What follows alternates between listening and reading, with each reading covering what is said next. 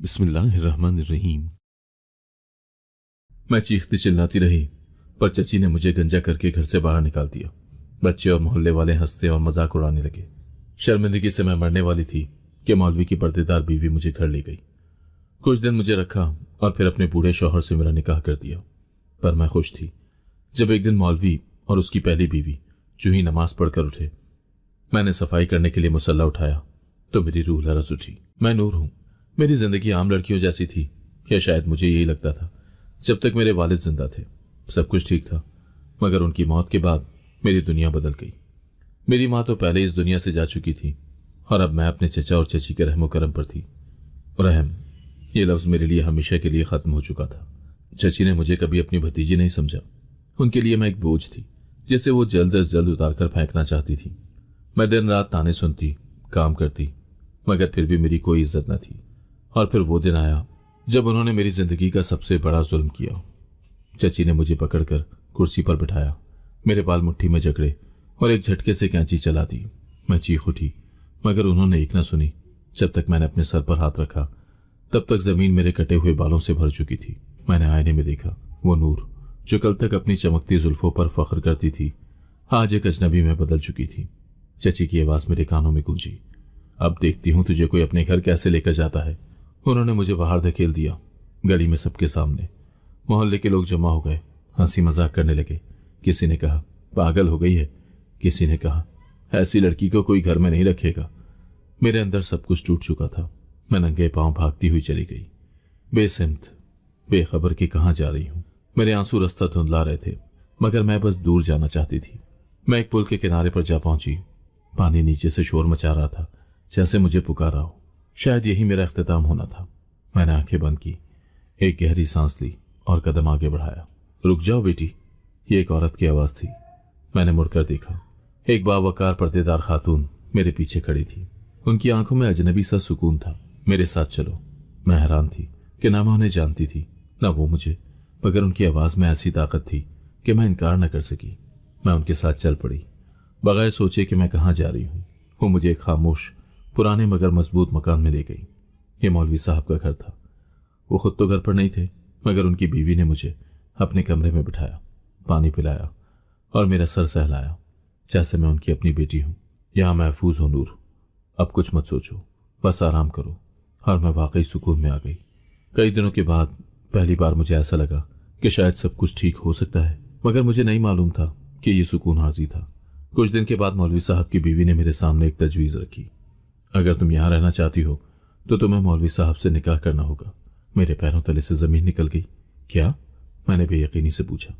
हमारे लिए तुम्हें बगैर निकाह के अपने घर में रखना मुमकिन नहीं है। लोग बातें करेंगे, इल्जाम लगाएंगे। मैं कुछ कह न सकी। मेरे पास और कोई रास्ता भी तो नहीं था। मैं घर जा नहीं सकती थी, सड़क पर रह नहीं सकती थी, और इस वक्त मुझे अपनी जिंदगी बचाने के अलावा कोई और हल नजर नहीं आ रहा था। उसी रात मैंने निकाह कबूल कर लिया, मगर मुझे मालूम नहीं था कि ये शादी आम शादियों जैसी नहीं होगी। ये घर आम घरों जैसा नहीं था, और सबसे बढ़कर मौलवी साहब वैसे नहीं थे जैसे वो नजर आते थे। मैंने निकाह तो कर लिया, मगर मेरे दिल में सुकून की जगह बेचैनी ने ले ली थी। ये शादी मेरे इख्तियार में नहीं थी, बल्कि मेरी मजबूरी थी। मैंने मौलवी साहब को पहली बार उस रात सही तरीके से देखा। एक दराज कद, दुबली पतली शख्सियत, चेहरे पर घनी दाढ़ी, आंखों में गहरी संजीदगी, और वो पुरस्रार खामोशी जो मेरे दिल में एक अजीब सा खौफ डाल रही थी। मौलवी साहब ने निकाह के बाद न कोई खुशी का इजहार किया, न कोई शफकत दिखाई। बस सर हिलाकर अपनी बीवी को इशारा दिया और कमरे से निकल गए। मुझे नहीं मालूम था कि ये रवैया उनकी तबीयत का हिस्सा था या मेरे लिए खास था। मैं दिल दिल में दुआ कर रही थी कि सब कुछ नॉर्मल हो जाए, मगर ये घर आम घरों जैसा नहीं था। शादी के बाद मैं मौलवी साहब के घर के बारे में जानने लगी। ये एक पुराना मगर मजबूत मकान था। लंबे दलान, ऊंची छतें, लकड़ी के भारी दरवाजे और दीवारों पर सजी कुरानी आयात और इस्लामी खताती। बाहर से एक आम मजहबी घर लगता था, मगर अंदर की फिजा किसी राज में लिपटी हुई महसूस होती थी। सबसे पहली अजीब बात यह थी कि मौलवी साहब का ज्यादातर वक्त घर से बाहर गुजरता था। वो फजर के वक्त घर से निकल जाते और अक्सर रात को घर लौटते। उनकी बीवी भी ज्यादा बातें नहीं करती थी, और जब भी मैं कोई सवाल करती या तो वो टाल देती या नजरें चुरा लेती। मौलवी साहब कहाँ जाते हैं? मैंने एक दिन हिम्मत करके पूछा। वो जैसे चौंक गई, फिर कुछ तवक्कुफ के बाद बोली, दीन के कामों में मसरूफ रहते हैं, लोगों की मदद करते हैं। ये जवाब मेरे सवालों को कम करने के बजाय मजीद बढ़ा गया। कैसी मदद? कौन लोग? मैं जानना चाहती थी, मगर मुझे अंदाजा हो रहा था कि इस घर में सवालात पसंद नहीं किए जाते। घर में एक कमरा था जो हमेशा बंद रहता था। मैंने कई बार उसका दरवाज़ा खोलने की कोशिश की, मगर वो हमेशा मकफल होता। एक बार जब मौलवी साहब घर पर नहीं थे, मैंने उनकी बीवी से पूछा, ये कमरा किसका है? उनके चेहरे पर एक लम्हे के लिए खौफ की परछाई लहराई, मगर फौरन खुद को संभाल लिया। तुम्हें इस कमरे से कोई काम नहीं, नूर वहां मत जाना।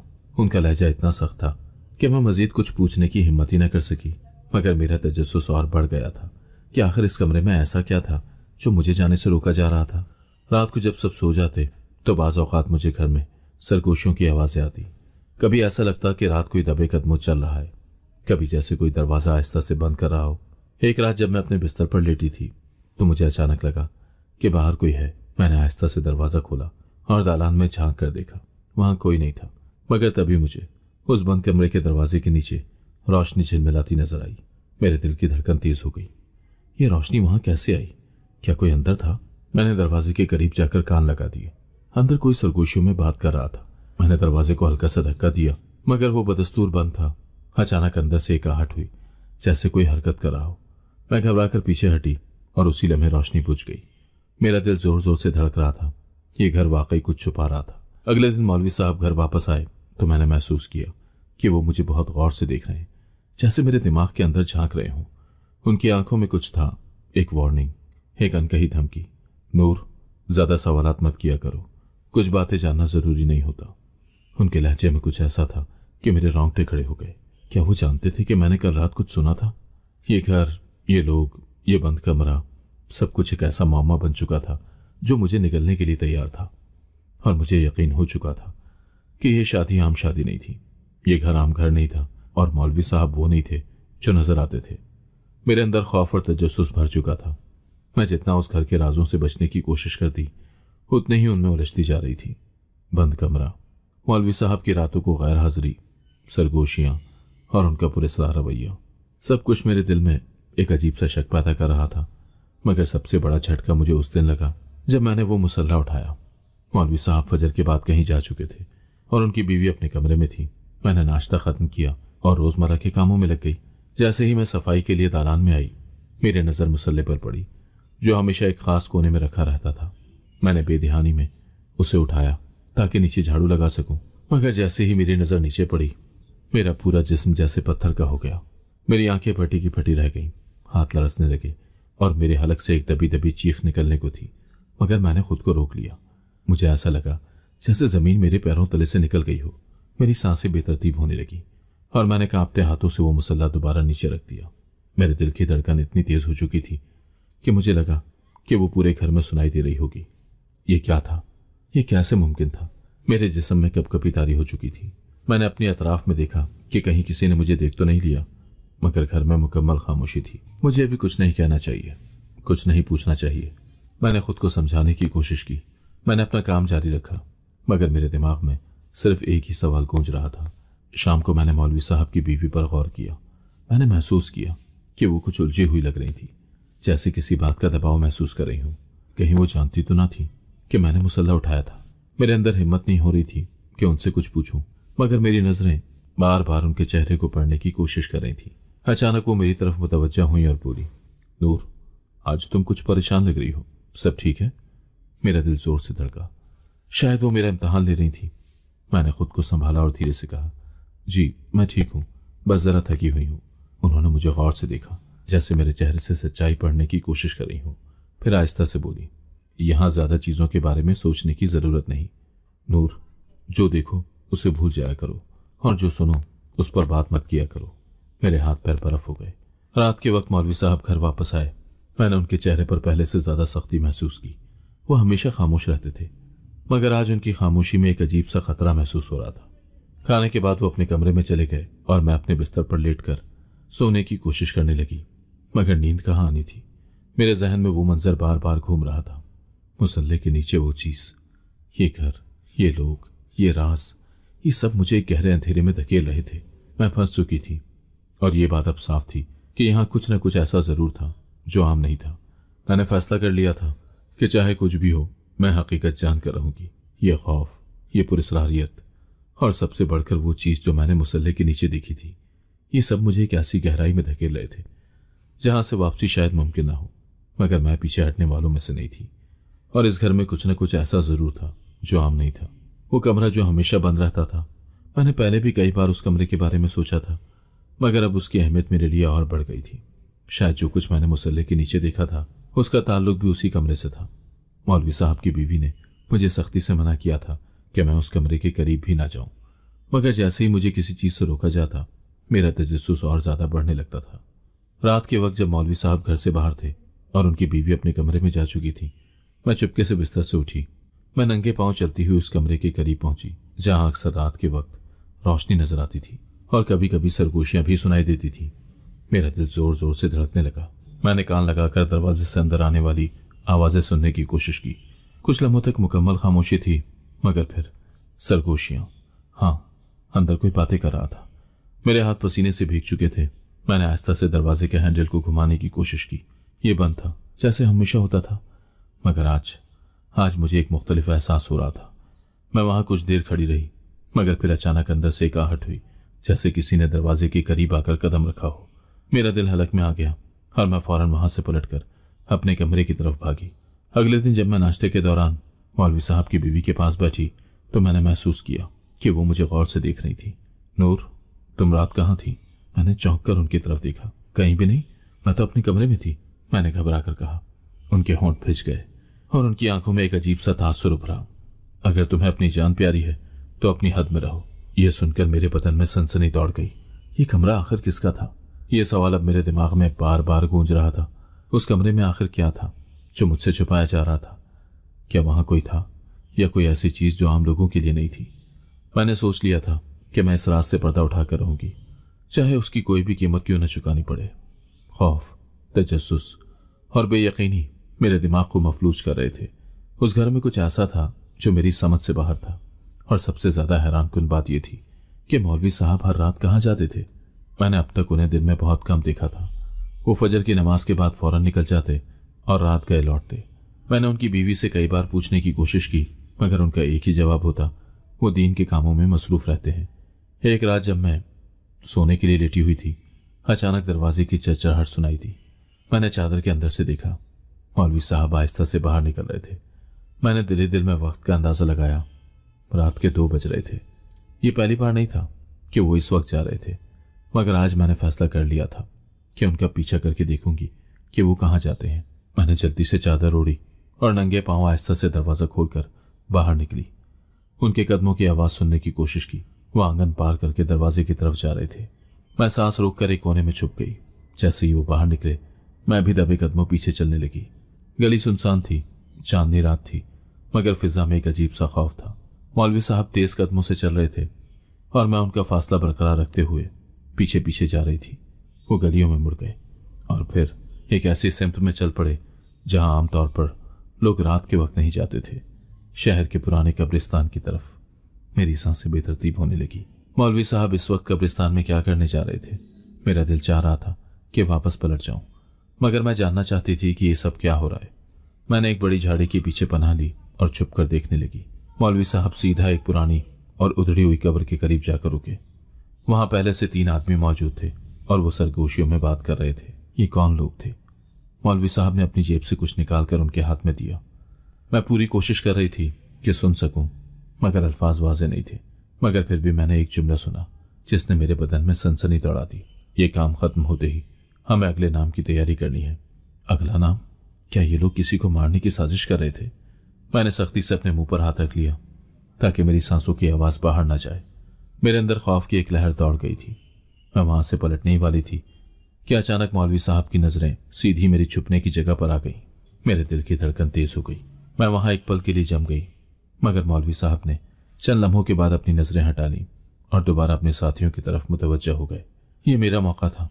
मैं आहिस्ता से पीछे हटी, दीवार के साथ लगकर अंधेरे में गुम होने की कोशिश की और फिर जितनी तेजी से मुमकिन था घर की तरफ दौड़ पड़ी। मैंने घर वापस पहुंचकर दरवाजा आहिस्ता से बंद करके अपने कमरे में आ गई। मेरा सांस फूला हुआ था, दिल धड़क रहा था और हाथ लरस रहे थे। ये सब क्या था? मौलवी साहब किस चीज में मुलविस थे? मैंने जो कुछ कब्रिस्तान में सुना वो किसी घिनौने जुर्म का इशारा था, अब मैं मजीद खामोश नहीं रह सकती थी। मुझे इस राज को खोलना था, मगर मैं जानती थी कि अगर मैंने जरा भी गलत कदम उठाया तो इस घर में मेरी जिंदगी खतरे में पड़ सकती है। रात भर मैं सो न सकी। कब्रिस्तान में जो कुछ देखा और सुना वो एक लम्हे के लिए भी मेरे जहन से नहीं निकल रहा था। मैंने मौलवी साहब को हमेशा एक खामोश, संजीदा और मजहबी शख्स के तौर पर देखा था, मगर जो कुछ मैंने अपनी आंखों से देखा था वो किसी भी तरह एक नेक और शरीफ इंसान की सरगर्मियां नहीं लग रही थी। ये काम खत्म होते ही हमें अगले नाम की तैयारी करनी है। ये अल्फाज मेरे दिमाग में बार बार गूंज रहे थे। फजर के वक्त दरवाजे की चरचराहट सुनाई दी। मैं अपने कमरे में दुबक कर बैठ गई और सांस रोककर उनके कदमों की आवाज़ें सुनने लगी। वो आहिस्ता आहिस्ता अंदर दाखिल हुए और सीधा अपने कमरे में चले गए। मैंने दबे कदमों जाकर दरवाजे की तरफ से झांका। मौलवी साहब ने अपनी जेब से कुछ कागजात निकाले और अलमारी में रख दिए। फिर वो वजू करने चले गए। यही मौका था। मेरे दिल की धड़कन तेज हो रही थी, मगर मैंने अपनी हिम्मत जमा की और आहिस्ता से उनके कमरे में दाखिल हो गई। कमरा सादा था। दीवारों पर कुरानी आयत लिखी हुई थी। एक तरफ लकड़ी की अलमारी खड़ी थी जिसमें मौलवी साहब की किताबें और दीगर सामान रखा हुआ था। मैंने जल्दी से अलमारी खोली। मौलवी साहब के रखे हुए कागजात एक फाइल में बंद थे। मैंने कांपते हाथों से फाइल खोली और पहला सफ़ा देखा। ये मुख्तलिफ नामों की फहरिस्त थी। हर नाम के साथ एक तारीख लिखी हुई थी और कुछ नामों के आगे निशान लगे हुए थे जैसे वो मुकम्मल हो चुके हों। मैंने चंद नामों को गौर से पढ़ा और फिर मेरे पैरों तले से ज़मीन निकल गई। ये वही नाम थे जो पिछले चंद महीनों में लापता हो चुके थे। मेरी आंखों के सामने अंधेरा छाने लगा। मैंने जल्दी से फाइल बंद करके वापस रखने लगी, मगर तभी पीछे से एक सख्त आवाज़ आई, तुम यहाँ क्या कर रही हो? मेरा जिस्म कांप उठा। मौलवी साहब की बीवी दरवाजे पर खड़ी थी। उनकी आंखों में गुस्सा और खौफ वाज़े था। क्या तुम्हें मना नहीं किया था कि ज़्यादा तजस्सुस मत दिखाओ? उनका लहजा सर्द था। मैंने हकलाते हुए कहा, मैं बस सफाई कर रही थी।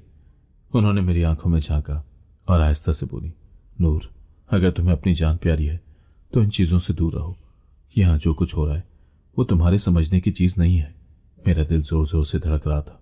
मगर ये नाम, ये लोग कौन है? मैंने हिम्मत करके पूछा। उन्होंने एक गहरी सांस ली, जैसे कुछ कहना चाहती हूँ, मगर फिर सर झटक दिया। बस इतना जान लो कि ज़्यादा जानना तुम्हारे लिए खतरनाक होगा। मौलवी साहब जो कुछ करते हैं वो सिर्फ अल्लाह की रज़ा के लिए करते हैं। ये कहकर वो पलट गई, मगर मैं जानती थी कि वो भी कुछ छुपा रही थी। मैं खतरे में थी। ये बात अब वाज़ेह हो चुकी थी कि मैं एक ऐसे खेल का हिस्सा बन चुकी थी जो मेरी समझ से बाहर था। ये घर, ये बंद कमरा, मुसल्ले के नीचे छुपी चीज़, कब्रिस्तान की मुलाकातें और अब ये कागजात, सब कुछ किसी न किसी तरह आपस में जुड़ा हुआ था। और सबसे ज़्यादा खौफनाक बात यह थी कि मैं उनके राजों के बहुत करीब पहुंच चुकी थी और शायद ये मेरे लिए जानलेवा साबित हो सकता था। मेरे लिए पीछे हटना मुमकिन नहीं था। मैंने मौलवी साहब के कमरे में जो कागजात देखे थे वो किसी आम लिस्ट का हिस्सा नहीं थे। ये वही नाम थे जो हालिया महीनों में लापता हो चुके थे। और सबसे ज़्यादा खौफनाक बात यह थी कि उन नामों के साथ मखसूस तारीखें दर्ज थीं। कुछ तारीखें गुजर चुकी थीं जबकि कुछ आने वाले दिनों की थी। क्या उन नामों के आगे निशान लगने का मतलब ये था कि ये लोग मर चुके थे? अगर वाकई ऐसा था तो मेरा दिमाग सुन हो चुका था। मौलवी साहब की बीवी ने मुझे वार्निंग दे दी थी। उनकी आंखों में एक अजीब सा खौफ और सख्ती थी, जैसे वो मुझे मजीद सवालात करने से रोकना चाहती हूँ। नूर, ज़्यादा सवालात मत करो। जो कुछ तुमने देखा है उसे भूल जाओ, ये तुम्हारे लिए बेहतर होगा। मगर ये नाम और वो लोग जो लापता हो रहे हैं? मैंने हिम्मत करके पूछा। उन्होंने मेरी तरफ देखा। उनकी नज़रें सर्द और सख्त थीं। नूर, तुम नहीं जानती कि तुम किस दलदल में कदम रखने जा रही हो। बाज राज ऐसे होते हैं जिन्हें जानने का मतलब मौत होता है। उनके अल्फाज ने मेरे दिल में एक खौफनाक लहर दौड़ा दी। मगर मौलवी साहब हर रात कहाँ जाते हैं? और वो बंद कमरा, उसमें आखिर क्या है? ये सुनकर उनके चेहरे का रंग उड़ गया। वो कुछ देर खामोश रही, जैसे कुछ सोच रही हूँ।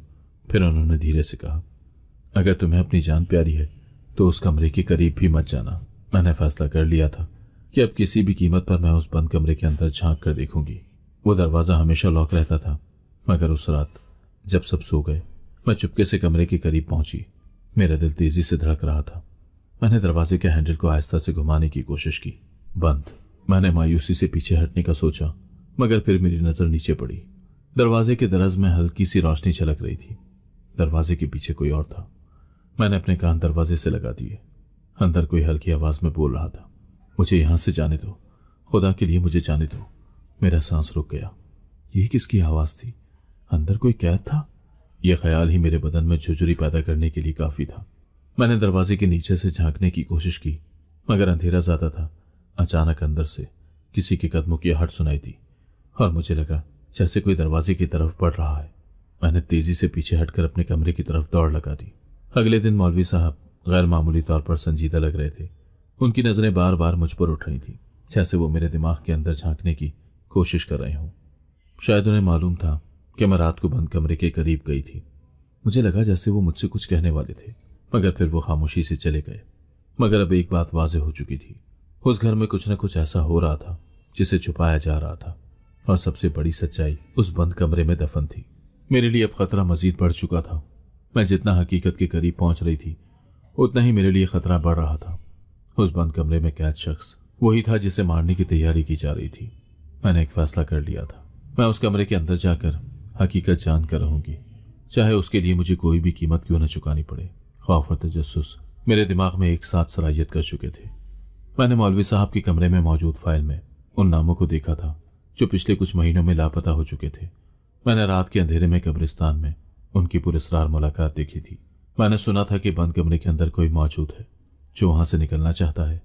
अगली रात मैंने महसूस किया कि मौलवी साहब ज्यादा चौकन्ने हो गए थे। उनकी नजरों में सख्ती थी। वो मुझ पर पहले से ज्यादा गहरी नजर रख रहे थे, जैसे उन्हें मुझ पर शक हो गया हो। मैंने अपनी हरकत को मामूल पर रखने की कोशिश की, मगर मैं जानती थी कि अगर मैंने कोई भी गलत कदम उठाया तो मेरी जान को खतरा लाक हो सकता था। मौलवी साहब की पहली बीवी का रवैया भी बदला बदला सा लग रहा था। वो ज्यादा खामोश हो गई थी और मुझे नजरअंदाज करने की कोशिश कर रही थी। जब भी मैं उनसे बात करने की कोशिश करती, वो मुख्तसर जवाब देकर बात खत्म कर देती। मगर मैंने उनकी आंखों में कुछ और भी देखा था, एक छुपा हुआ खौफ। वो भी कुछ जानती थी, मगर बताने से कतरा रही थी। उस रात जब मौलवी साहब घर से बाहर गए, मैंने मौका गनीमत जाना और बंद कमरे के दरवाजे के करीब पहुंची। मैंने हैंडल को आहिस्ता से दबाया। दरवाजा हस्बे मामूल बंद था, मगर आज मैं खाली हाथ वापस जाने के लिए तैयार नहीं थी। मैंने कमरे के चारों तरफ नजरें दौड़ाई कि शायद कोई और रास्ता मिल जाए। अचानक मेरी नजर दीवार के एक हिस्से पर पड़ी जो बाकी दीवारों से कुछ मुख्तलिफ था। ये जगह मामूली से अंदर धंसी हुई थी, जैसे कोई खुफिया दरवाजा हो। मेरा दिल जोर जोर से धड़कने लगा। मैंने दरवाजा खोलने की कोशिश की। मैंने हल्के से उस दीवार को दबाया और हैरत अंगेज तौर पर वो थोड़ी सी हिली। ये एक खुफिया दरवाजा था। मैंने कुछ और जोर लगाया और अचानक वो दीवार आहिस्ता से पीछे सरकने लगी। मेरे सामने एक छोटा सा रास्ता खुल चुका था जो बंद कमरे के अंदर जाता था। मेरा सांस रुकने लगा, मेरे कदमों में लर्जिश थी, मगर मैंने अपने खौफ पर काबू पाया और आहिस्ता से उस रास्ते में दाखिल हो गई। जैसे ही मैं अंदर दाखिल हुई, एक शदीद बदबू ने मेरा इस्तकबाल किया। कमरा नीम तारीक था, सिर्फ एक छोटे से बल्ब की मध्यम रोशनी अंदर फैली हुई थी। और तब मैंने वो मंजर देखा जो मेरी रूह को हिलाकर रख देने के लिए काफी था। कमरे के एक कोने में एक औरत बैठी हुई थी, जंजीरों में जकड़ी हुई। वो बेहद कमजोर लग रही थी। उसके कपड़े फटे हुए थे और उसका चेहरा खौफ और बेबसी का पता दे रहा था। जैसे ही मेरी नजरें उसकी आंखों से मिली, उसने कपकपाते हुए कहा, मदद करो प्लीज, मुझे यहां से निकालो। मेरी रीढ़ की हड्डी में सनसनी दौड़ गई। अचानक बाहर दरवाजे की चरचराहट सुनाई दी। शायद अंदर कोई आ रहा था। मेरा दिल जोर से धड़कने लगा। अगर किसी ने मुझे यहां देख लिया तो क्या होगा। कमरे के अंदर जंजीरों में कैद औरत ने भी खौफजदा नजरों से मेरी तरफ देखा, जैसे वो मुझे इशारा कर रही हो कि जल्दी निकल जाओ। बाहर कदमों की आहट सुनाई देने लगी थी। मौलवी साहब मेरे करीब आ रहे थे। मुझे अभी निकलना था। फौरन मैंने जल्दी से खुफिया दरवाजे की तरफ दौड़ लगाई और जैसे तैसे उसे बंद कर दिया। मैंने शुक्र का सांस लिया और आहिस्ता से वापस अपने कमरे में पहुंच गई, मगर मेरा दिल अभी तक बेहद जोर से धड़क रहा था। मौलवी साहब के घर में गुजारे गए दिनों में मैंने जितना उनके बारे में जाना, उतना ही मेरे अंदर खौफ और बेयकीनी बढ़ती गई। ये शादी, ये घर, मौलवी साहब की रातों को गैर हाजिरी और सबसे बढ़कर वो मुसल्ला जिसके नीचे मैंने कुछ ऐसा देखा था जिसने मेरी रूह को हिलाकर रख दिया था। मगर मैं ये जान चुकी थी कि कुछ तो गलत है। ये घर सिर्फ एक आम घर नहीं था। यहाँ पर हर कोने में एक राज छुपा था और मैं जानती थी कि जब तक मैं इन राजों को नहीं खोलूंगी, मैं कभी सुकून से नहीं जी सकूंगी। मैंने एक बार फिर मौलवी साहब की पहली बीवी के रवैये पर गौर करना शुरू किया। वो हमेशा चुपचाप अपने कामों में मसरूफ रहती थी। जब मैंने उनसे मौलवी साहब की गैर हाजिरी के बारे में पूछा तो उन्होंने बस इतना कहा कि ये बातें तुम्हारे समझने की नहीं है। नूर, बेहतर होगा कि ज्यादा सवाल ना करो। उनकी आंखों में खौफ था, जैसे वो कुछ जानती थी मगर जबान पर नहीं ला सकती थी। मगर तुम इस घर में कितने सालों से रह रही हो? तुम्हें तो सब मालूम होगा, मैंने दबे दबे अल्फाज में पूछा। उन्होंने एक गहरी सांस ली, मगर कुछ बोलने के बजाय खामोशी से काम में मसरूफ हो गई। मगर उनके खामोश रहने से मेरा तजस्सुस और बढ़ गया था। मेरे जहन में सबसे बड़ा सवाल वही बंद कमरा था जो हमेशा लॉक रहता था। मैं कितनी बार उस कमरे के करीब जा चुकी थी, मगर कभी हिम्मत ही नहीं हुई कि अंदर जाने की कोशिश करूं। मगर उस रात जब मौलवी साहब घर पर नहीं थे और उनकी बीवी अपने कमरे में जा चुकी थी, मैंने फैसला कर लिया कि मैं उस कमरे के बारे में मजीद जानने की कोशिश करूंगी। मैं दबे कदमों चलती हुई उस दरवाजे तक पहुंची। यह हस्बे मामूल बंद था। मैंने आहिस्ता से हैंडल घुमाया, बंद। मगर अचानक मेरी नजर दरवाजों के नीचे की तरस पर पड़ी, जहां से हल्की सी रोशनी बाहर आ रही थी। अगर ये कमरा हमेशा बंद रहता था तो अंदर रोशनी कहां से आती? मेरे दिल की धड़कन तेज हो गई। मैंने दरवाजे पर कान लगाकर अंदर होने वाली कोई भी आहट सुनने की कोशिश की, और फिर मुझे सुनाई दिया एक सरगोशी। क्या कोई अंतर है? मैं पीछे हटने वाली थी कि मेरी नजर दरवाजों के करीब एक दीवार पर पड़ी। वो दीवार बाकी दीवारों से मुख्तलिफ लग रही थी, जैसे कुछ छुपाने की कोशिश की गई हो। मैंने हिम्मत करके आहिस्ता से उस पर हाथ फेरा और अचानक दीवार मामूली सी हिली। मेरी आंखें हैरत से फैल गई। मेरा सांस बेतरतीब हो चुका था, मगर मैंने अपने खौफ पर काबू पाया और धीरे धीरे उस दीवार को और पीछे धकेला। जैसे ही वो थोड़ी और खुली, एक छोटा सा रास्ता नजर आया जो सीधा बंद कमरे के अंदर जाता था। ये क्या था? मैंने जल्दी से अंदर कदम रखा और जैसे ही मेरी नजरें कमरे के अंदरूनी मंजर पर पड़ी, मेरा दिल हलक में आ गया। यह एक आम कमरा नहीं था।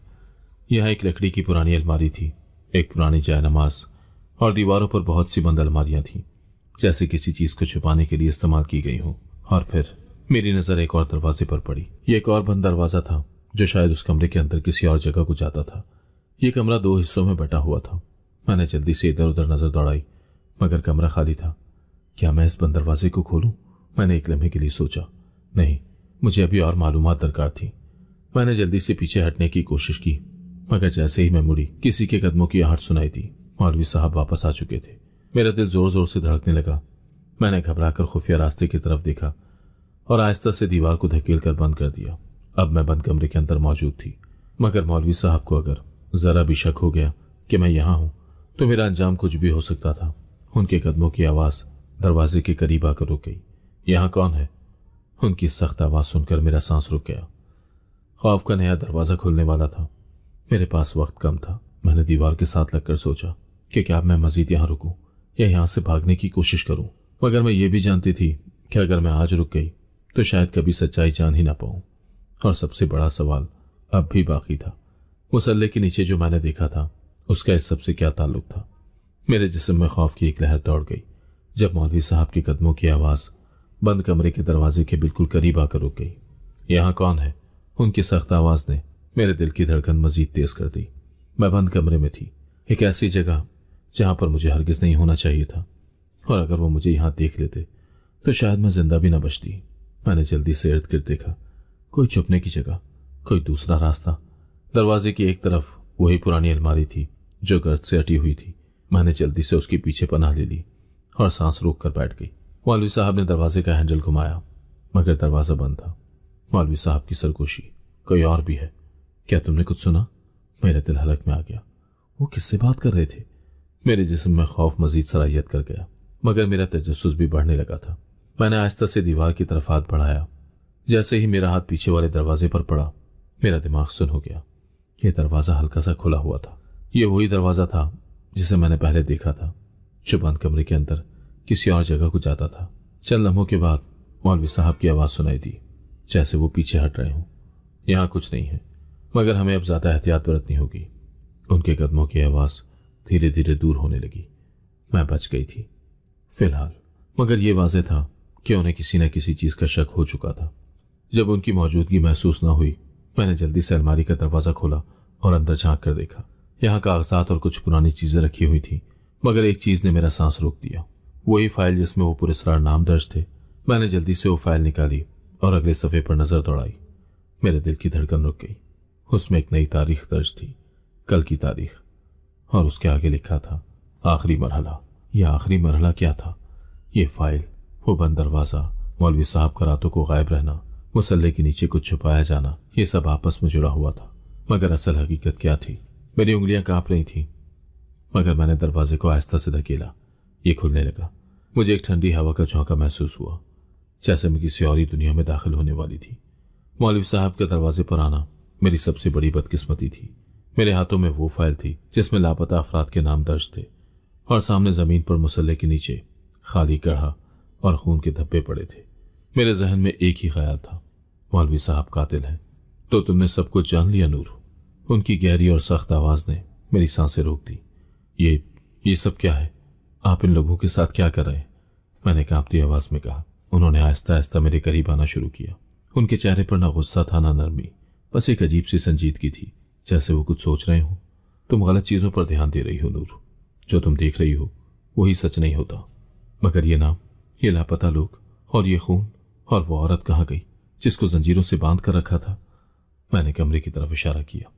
मौलवी साहब चल लम्हे खामोश रहे, फिर गहरी सांस लेकर बोले, तुम्हें आज सब कुछ पता चल जाएगा, मगर शर्त यह है कि तुम मुझ पर यकीन करोगी और मेरे साथ चलोगी। कहाँ? मैंने मशकूक नजरों से पूछा। उस बंद दरवाजे के पीछे। मेरे कदम पीछे हटे। मैं आप पर कैसे यकीन कर सकती हूँ? अगर मैं तुम्हें नुकसान पहुंचाना चाहता तो अब तक पहुंचा चुका होता, मगर सच्चाई तुम्हें खुद देखनी होगी। मेरे पास दो रास्ते थे। मैं भागने की कोशिश करती, मगर मौलवी साहब मुझे रोक सकते थे। दूसरा, मैं उनके साथ जाती और खुद देखती कि आखिर वो क्या छुपा रहे थे। मेरे दिमाग में अब भी यही था कि वो किसी खतरनाक साजिश में मुलविस हैं, लेकिन अगर मैं सच ना जानती तो मैं हमेशा शक में रहती। मैंने हिम्मत करके सर हिला दिया। ठीक है, मैं चलती हूँ। मौलवी साहब ने इस्बात में सर हिलाया और आगे बढ़े। उन्होंने आहिस्ता से बंद दरवाजा खोला। जैसे ही दरवाजा खुला, मैंने खुद को एक नीम तारीख सुरंग में पाया। यह एक पुरानी तहखाने जैसी जगह थी, मगर यहाँ बदबू या गंदगी नहीं थी। यहाँ पर हर चीज तरतीब से रखी गई थी और दीवारों पर कई चार्ट और नक्शे लगे हुए थे और एक तरफ लकड़ी के संदूक रखे थे। ये कोई आम जगह नहीं थी। मैंने पलटकर मौलवी साहब की तरफ देखा। ये क्या जगह है? उन्होंने आहिस्ता से कहा। ये वो जगह है जहां सच छुपा हुआ है। मैंने चारों तरफ गौर से देखा और फिर एक ऐसा मंजर देखा जो मेरे लिए हैरानकुन था। सामने चंद औरतें और बच्चे बैठे थे। वो सब जिंदा थे।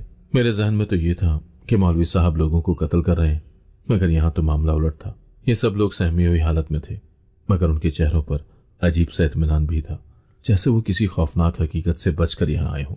ये कौन थे? क्या ये वही लोग थे जो लापता अफराद करार दिए गए थे? मौलवी साहब ने मेरे तासुरात देखकर एक गहरी सांस दी। नूर, जो कुछ तुमने देखा और समझा वो हकीकत का सिर्फ एक रुख था, तो असल हकीकत क्या है? मैंने बेचैनी से पूछा। ये सब लोग वो हैं जिन्हें उनके अपने घर वाले मार देना चाहते थे। ये मजलूम है जो माशरे के जुल्म से भागकर यहाँ पनाह लेने आए हैं। क्या? मैं हैरत से उछल पड़ी। मौलवी साहब ने एक दीवार की तरफ इशारा किया जहां एक चार्ट पर मुख्तलिफ नाम दर्ज थे। ये वही नाम थे जो मैंने फाइल में देखे थे। ये वो लड़कियां और औरतें हैं जिन्हें गैरत के नाम पर कत्ल होने से बचाया गया है। हर मुसल्ले के नीचे वो खाली गढ़ा और वो खून। मौलवी साहब ने एक लम्हे को तवक्कुफ किया, फिर बोले, हर महीने जब हम किसी को बचाने में कामयाब हो जाते हैं तो हम मुसल्ले के नीचे से वो शनाख्ती दस्तावेज निकाल देते हैं जो साबित करती हैं कि वो शख्स अब मर चुका है, ताकि वो माशरे की नज़रों से गायब हो सके। मेरी दुनिया उलट चुकी थी। मैं ज़मीन पर बैठ गई। मेरे हाथ कांप रहे थे। मैंने मौलवी साहब को गलत समझा था। वो कातिल नहीं, बल्कि एक मसीहा थे जो उन लोगों को नई जिंदगी दे रहे थे जिन्हें दुनिया ने ख़त्म कर देना था। मौलवी साहब ने आहिस्ता से कहा, ये काम खतरनाक है नूर। अगर दुनिया को मालूम हो जाए कि मैं ये सब कर रहा हूं तो ना सिर्फ मैं मारा जाऊंगा, बल्कि ये सब लोग भी मारे जाएंगे। तो आपने मुझे क्यों सच बताया? मैंने बेयकीनी से पूछा। क्योंकि अब तुम हकीकत जान चुकी हो और मैं चाहता हूं कि तुम फैसला करो। क्या तुम इस मिशन का हिस्सा बनोगी या ये राज दुनिया को बताकर इन सब की जिंदगियां खतरे में डाल दोगी? मेरे सामने एक फैसला था। क्या मैं खामोश रहकर उन मजलूमों की हिफाजत करूं या ये राज दुनिया को बताकर उन सबको खतरे में डाल दूं? मेरी सांसें बेतरतीब थी, मगर मैं जानती थी कि ये कहानी मेरे हाथ में है और मुझे फैसला करना था, और ये फैसला सब कुछ बदल कर रख देगा। मेरे दिमाग में एक तूफान बरपा था। मैंने मौलवी साहब को एक कातिल समझा था। मैंने उन्हें एक जालिम शख्स के तौर पर देखा था जो मासूम लोगों को गायब कर रहे थे, मगर हकीकत बिल्कुल मुख्तलिफ थी। ये सब लोग, ये औरतें और वो बच्चे वो लापता अफराद नहीं थे जो मार दिए गए थे, बल्कि वो थे जिन्हें मौत के मुंह से निकाला गया था। मौलवी साहब ना सिर्फ उन्हें पनाह देते थे, बल्कि उनकी नई शनाख्त बनाने में भी मदद करते थे, ताकि वो अपने पुराने जालिम रिश्तेदारों की पहुंच से दूर हो जाए। नूर, अब तुम सब कुछ जान चुकी हो। अब फैसला तुम्हारे हाथ में है, मौलवी साहब ने कहा। मेरे सामने दो रास्ते थे। मैं खामोश रहूं मौलवी साहब के राज की हिफाजत करूं और उन बेसहारा लोगों को बचाने में उनका साथ दूं, या ये सब दुनिया के सामने ले आऊं, पुलिस को बता दूं और कानून को अपना काम करने दूं, चाहे उसके नतीजे में ये सब लोग खतरे में क्यों ना पड़ जाएं। मैं क्या करूं? मैंने उन औरतों की तरफ देखा जो खौफजदा आंखों से मुझे देख रही थी। अगर मैं दुनिया को बता दूं तो क्या होगा? मैंने धीमे लहजे में पूछा। मौलवी साहब ने गहरी सांस ली।